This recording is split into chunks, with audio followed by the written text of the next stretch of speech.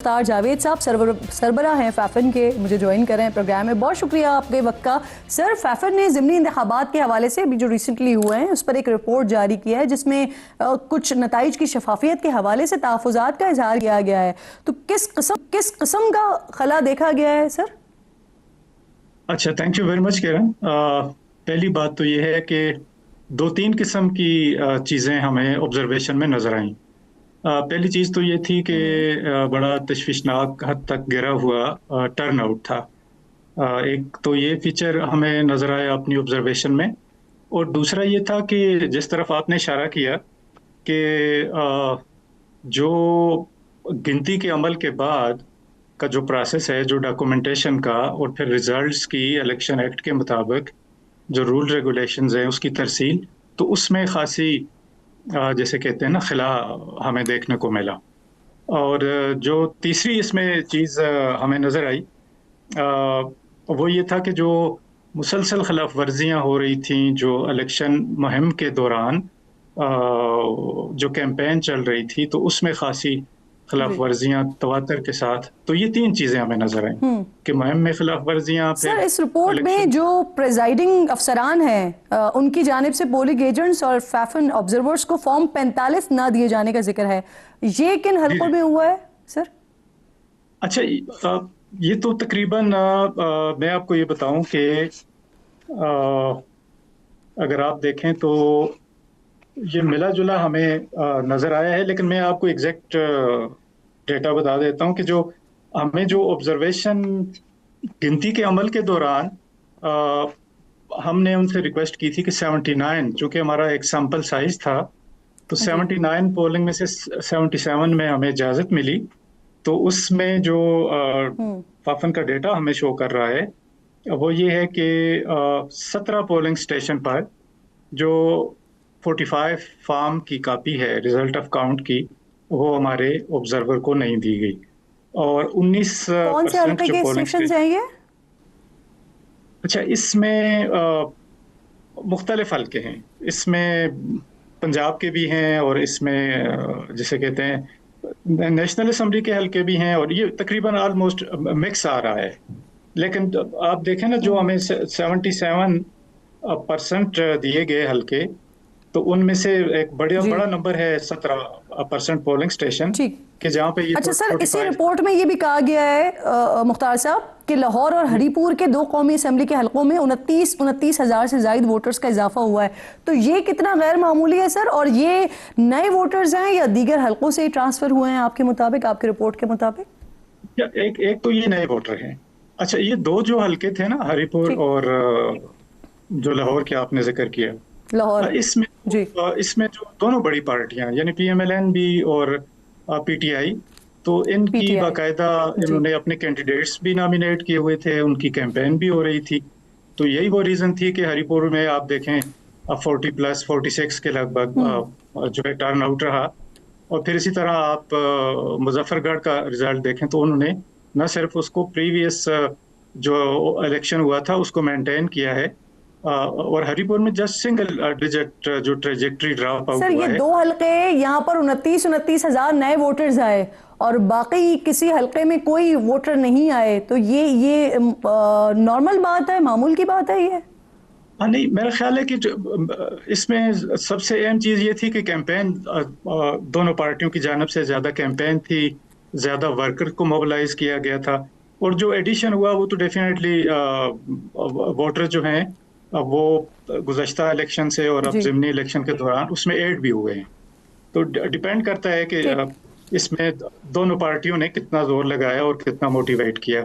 और दो के अलावा आप देखें तो आप फैसलाबाद में तो जाके बिल्कुल यानी वो गिर के सबसे कम जो हुआ है वो तकरीबन 13% के लगभग जो ड्रॉप आउट हुआ है वो फैसलाबाद में। बिल्कुल ठीक। मुख्तार जावेद साहब, बहुत बहुत शुक्रिया। इनसे नाज़रीन करेंगे आजकल जो टॉक ऑफ द टाउन चल रहा है, बानी तहरीक इंसाफ, इनकी जेल में मुलाकातें इस वक्त मुल्की सियासत का मरकजी नुक्ता बहस बनी हुई हैं।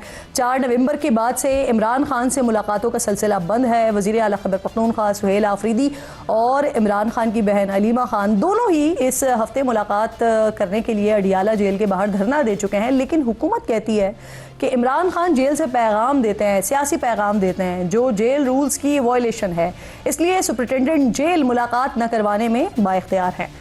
हुकूमत को खदशा ये है कि इमरान खान साहब जेल से बैठकर सियासी तहरीक का ऐलान कर सकते हैं। हुकूमत का दावा ये भी है कि माजी में नवाज शरीफ को दौरान क़ैद किसी से मिलने नहीं दिया जाता था और उन्होंने कभी जेल से सियासी पैगाम नहीं दिया। जो रूल्स हैं वो वाज़े तौर पे हैं। किसी भी किस्म की पॉलिटिकल डिस्कशन या पॉलिटिकल मैटर्स के ऊपर जो बातचीत है वो कतई तौर पे उसकी ममानियत है, वो इजाज़त नहीं दी जा सकती। वहीं पे आप देखते हैं कि दिन में 4-4, 5-5 दफ़ा मीडिया से भी इंगेज किया जाता है। जेल में एक बैठा शख्स जो कि एक कैदी है, जो कि अपने सजाओं की अपने गुनाहों की सजा भुगत, तो कम से कम उसको ये हक नहीं पहुंचता कि वो मुल्क में इंतशार फैलाए। और ये कोई अनोखा लाडला यार। इसी जेल मैनुअल के तहत मियां नवाज शरीफ कितने माह पाबंद रहे। शहबाज शरीफ साहब को इसी जेल मैनुअल के तहत तो घर से खाना भी नहीं जाने दिया जाता था। जब मौजूदा हुकूमत के लोगों ने ये बातें की तो थोड़ा ताज्जुब हुआ और फिर इन दावों को लेकर जब हमने माजी को खंगाला तो फिर हक़ाइक़ आए सामने। मियां नवाज शरीफ साहब जेल में न सिर्फ सियासी मुलाकातें करते रहे हैं बल्कि हुकूमत मुखालिफ तहरीकें भी उनकी मुशावरत से चलती रही हैं। 2019 में अपोजिशन की एहतजाजी तहरीक आज़ादी मार्च से मुतल्लिक हिकमत अमली भी मियां नवाज शरीफ ने कोट लखपत जेल में पार्टी क़यादत के साथ तरतीब दी, जिसका इजहार खुद क़यादत करती रही। आज मुस्लिम लीग नून की सीनियर लीडरशिप का मुशावरती इजलास हुआ, जिसमें जनाब शहबाज शरीफ साहब के नाम जो ये खत लिखा पार्टी के कायद जनाब नवाज शरीफ साहब ने उसके मदरजात पढ़ के सुनाए। नवाज शरीफ साहब ने आज़ादी मार्च के मकासद से इत्तफाक करते हुए इस बात को उजागर किया है कि मुस्लिम लीग नून ने इस वक्त एक अहम किरदार अदा करना है। पार्टी का एक वफ़द नवाज शरीफ साहब का ये खत लेकर फौरी तौर पर मौलाना फजल मान साहब से मुलाकात करेगा। सिर्फ लीगी क़यादत नहीं बल्कि पाकिस्तान पीपल्स पार्टी की क़यादत भी उनसे जेल में मुलाकातें करती रही है और मुल्क की सियासी सूरत हाल पर गुफ्तगू करती रही है। 11 मार्च 2019 बिलावल भुट्टो की कोट लखपत जेल में नवाज शरीफ से मुलाकात हुई। खबर के मुताबिक बिलावल भुट्टो की जेल में नवाज शरीफ से मुलाकात के दौरान मुल्क की सियासी सूरत हाल पर भी बातचीत हुई। 6 सितंबर 2018 की खबर है कि अडियाला जेल में शहबाज शरीफ और अहले खाना राजा जफरुल हक, परवेज़ रशीद, आबिद शेर अली, जफर इकबाल झगड़ा, मरियम औरंगज़ेब, तलाल चौधरी और दीगर ने मियाँ साहब से मुलाकात की। इसी तरह की नाज़रीन मुतादिद रिपोर्ट्स मौजूद हैं कि मियाँ साहब की फैमिली से मुलाकातें भी होती रही हैं। ये ज़रूर है कि हुकूमत इन मुलाकातों को कभी महदूद कर दिया करती थी, कभी रोकने की कोशिश करती थी, लेकिन ये भी दुरुस्त है कि सियासी गुफ्तगू माजी में भी जेल से होती रही है और तहरीक भी तरतीब दी जाती रही हैं। हुकूमत दावा करती है कि जेल के बाहर सियासी गुफ्तगू पर पाबंदी है, लेकिन माजी में यही लीगी क़यादत खुद ऐसा करती रही है। कोट लखपत जेल के बाहर एक कैदी जिसका नाम नवाज शरीफ है, उनसे मुलाकात करने के लिए हाजिर हुए। बगैर इल्ज़ाम के जेल में बंद करने का इख्तियार रखने वाले अगर इससे आगे भी बढ़ने की कोशिश करेंगे तो मुज़ाहमत के रास्ते को रोक नहीं सकेंगे। अपोजिशन 100% इस बात पे मुत्फिक है कि इन इलेक्शंस में PMLN को जो है वो ख़ास तौर पे जो है वो टारगेट किया गया। उन्होंने कहा आज़ादी मार्च में शामिल हो जाओ, आज़ाद हो जाओगे। मियां साहब क्या कहते हैं सवाल से कैप्टन साहब? उन्होंने कहा ये जो आज़ादी मार्च है इसका मंतकी इल्ज़ाम ये होगा कि कश्मीर भी आज़ाद होगा और कश्मीर पे सौदाबाजी करने वालों को बेनकाब करेंगे। जिस तरह हुकूमत आज दावा कर रही है कि इमरान खान जेल में VIP कैदी हैं, इसी तरह माजी में लीगी क़यादत के हवाले से दावे किए जाते थे। 8 दिसंबर 2018 को ये खबर शाये होती है कि शहबाज शरीफ के लिए जेल में टेबल, कुर्सी, अखबार, घर का नाश्ता, खाना दोनों उनके घर से ही आया और शहबाज शरीफ को नाश्ता और खाना वगैरह उनके सेल में ही पहुंचाया गया। इसी तरह के दावे मियां नवाज शरीफ के लिए भी किए जाते रहे हैं। आज वही खबरें इमरान खान के लिए सामने आती हैं। इमरान खान जिस वक्त इक़्तिदार में थे तो जेल से AC निकलवाने के ऐलानात करके बड़ा फ़ख्र महसूस किया करते थे। बिलाशुबा आज जो PTI के साथ हो रहा है ये वही है जो बोया था उन्होंने, लेकिन मौजूदा हुकूमत को ये सोचना चाहिए कि ये जो सर्कल है ये कब तक चलता रहेगा और फिर कहाँ जाकर रुकेगा। यही